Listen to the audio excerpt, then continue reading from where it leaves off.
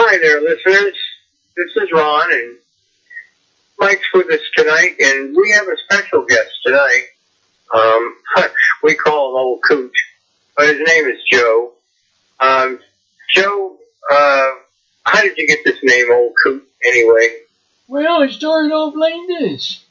I was over at my friend Willie's house, and we were having a beer on the front porch, and the newspaper fella came by. He threw the newspaper up into the yard, and I belted out one of these. I said, "Thank you, young man." He said, "No problem, you old coot."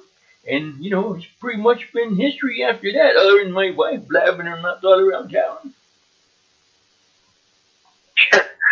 Okay, Mike, I heard Joe's been called Old Coot by his own mother.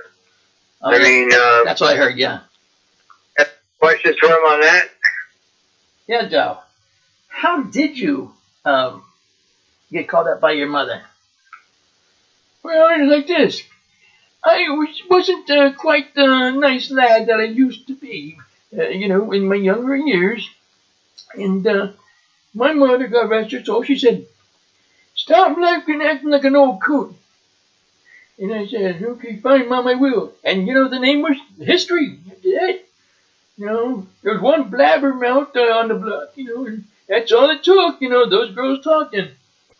That's all she took after that. Everybody knew the whole story. Yep.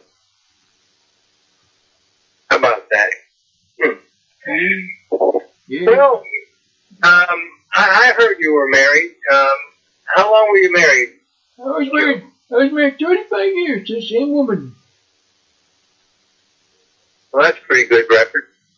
Yeah. Mm-hmm. Yeah, I lost her last year, though. I miss you every day. Oh, yeah? How did you do much traveling with her? I heard you were quite the traveler, but you were traveling with your wife or what? Oh, yes. I made sure I did traveling with her. We went to Rome, Spain, London, England. Oh, yeah. All those places over there. It was terrific. And Rome was the best, though, with the food. Oh, they used fresh ingredients. Oh, jeez. I think I put on 5 pounds or 10 pounds after I got back. You have any bad experience in your travels? Or was it all good? Well, the only bad experience I ever had, I was overseas in Venezuela, and my wife at the time, she was 8 months pregnant, and somebody hit her in the stomach, so I hit the guy, wailed on his ass, and the whole thing being, of course, being in another country, you're kind of fucked as it is. So, they took me to jail. They said I got 2 years, and they did. And they told 2 years. Yep, 2 years I did. Yep, I sure did. You went to jail for 2 years? Yeah, for defending my wife. Right? Yep. You defended your wife? That's right. Did I hear you right? You said somebody punched her in the stomach and she was like 8 months pregnant? That's right. What? They did.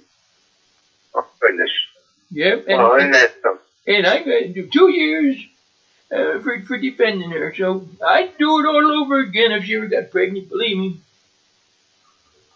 Yeah. Well, when you were single, did you have any military experience? Were you in the military? Yes, I was. I was in the Korean War. And unfortunately, I got shot, I got shot right in the tuchus. And then, they sent me home and they were telling me that it's a $1 million wound. And still today, I ain't seen a penny of that frickin' money. I tell you that, cheap bastards. You mean you're telling me you haven't seen $1 million yet? You had $1 million wound, huh? Yeah, that's exactly right. I don't think you're going to see $1 million, Joe. Oh, shucks. No. I don't even know if you got your stimulus check. Did you get your stimulus? Well, I tell you the truth. No, I don't need no more stimulation in my life, that's for sure. Yeah. I didn't ask if your stimulation was checked. I said, did you get your stimulus check? No. It's a check from the because of this coronavirus thing going around, and a lot of people are out of work. And even if you didn't work, you still get a check. A lot of people did. Did you get your $1,200 or not? I haven't received a nickel of it yet, son. No, I ain't seen nothing of it. Maybe they think you're dead. I don't know. It just might be. You never know. And if I wake up next day or not. After all, I'm getting up there in years. Did I ask you, Mike? Did you ask him how old he was? No, I truly didn't. Joe, how old are you? Well, how old is our friend? I'm 98 years old. 98 years old? Yeah, you heard it here in right. 98 years old. Well, God bless you. That's why he said, my goal is 101. Well, I hope you make it, and I'm sure Ron does too. All right, thank you, young man. Thank you. Joe, let me ask you, what do you do for recreation? And what time do you get up? What do you do during the daytime? Well, I gotta go see my friend Willie. And that lasts for about 2 or 3 hours. We had some beer on his front porch like I stated earlier. And, we go to maybe one of the not so nice bars. Here we go to. They keep it. You mean the adult bars? That's the one. Nothing wrong with that, my buddy. Well, we won't go there with that on this one. Yeah, okay, you're the boss. Joe. Yeah? I heard you own the same house for the last 50 years. I mean, you don't rent now, right? You own a house. Oh, I own my own house. I wouldn't have it no other way. Really? And it hasn't really been 50 years or more you've owned this house? Oh, yeah. 50 plus years. That's in good shape. What did you originally pay for that house over 50 years ago, huh? Well, over 50 years ago, I paid $5,500 for it. Yeah. Really? Today you could pay cash for that. You wouldn't even have to finance it. Well, no. They said it was worth about $225,000 today. It's worth that much today? Really? Oh, yeah. I live on 8 acres of land, yeah. And you've kept it up and everything, right? Oh, absolutely. Every week, gotta get up there with my tractor and cut all that grass myself. I'm not paying nobody to do what I can do. God gave me the strength to do it all. Did you used to run a lawn service called Old Coot Lawn Service? I remember you doing my lawn. Yeah, that's exactly what I had, yes. Do I still owe you about $50? Yes, you do. Young whippersnapper, you. Oh my gosh. Well, I have my checkbook with me today, but I don't have the cash on me. Would you take a check? Surely I would. Okay, who do I make it out to? Oh, I'll just make it out to the Old Coot. Old Coot? Just make it out to Old Coot. Yeah, that's around Old Coot. Joe, I know you got a name, but will that work? You actually have a checking account or saving account called Old Coot that you can put a check in? Yeah, it's me. Had it for over 50 years. Now you're pulling my leg. No, I wouldn't be pulling. Okay. I might pull something else in that your leg. All right, I'll take care of the check when we're through talking here. Mike, you got any questions, sir? Coot, I do have a question if you don't mind me asking. No, go ahead, son. Go ahead, ask away. Ask all the questions you want. That's what I'm here for. That's what he's paying me for, anyhow. Thank you. Nice okay, now my question is, what do you think about this coronavirus? Well, I think personally it might have been made, and sent over here to hurt us all. And do you have any fear about it? Well, it's like this, son. This is how I look at it. Hey, if it's my time, I had a hell of a good life.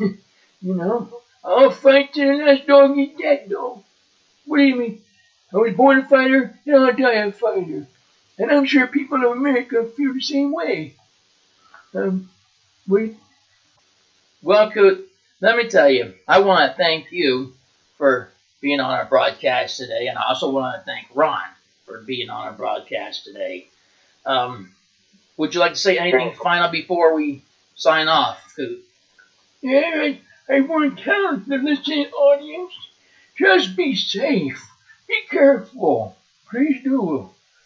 Thank you. I'm sure they will. And Ron, thank you for being on our show again. Sure, Mike. Mm-hmm. And I'm glad to have our old coot friend here too. Joe, you be careful too, man. You're the advanced age person of this call, and we want you to be safe. And maybe we'll have you on another call sometime. Do you like being here? Oh, sure. The money's great. I mean, yeah. Yeah, we'll get you back sometime.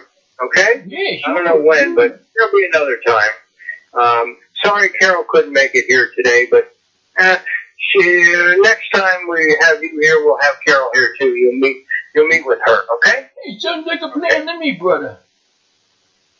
All right. I think Mike's got to sign out now. He'll tell people about Twitter and all that. Go ahead, Mike. It's all yours.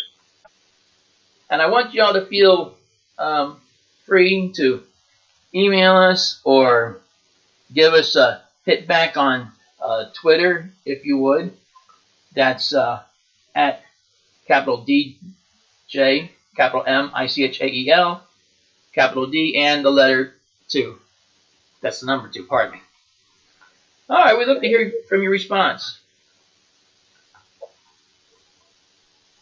Until then, may the good news always be yours. And don't forget, I'm Mikey D. Good night.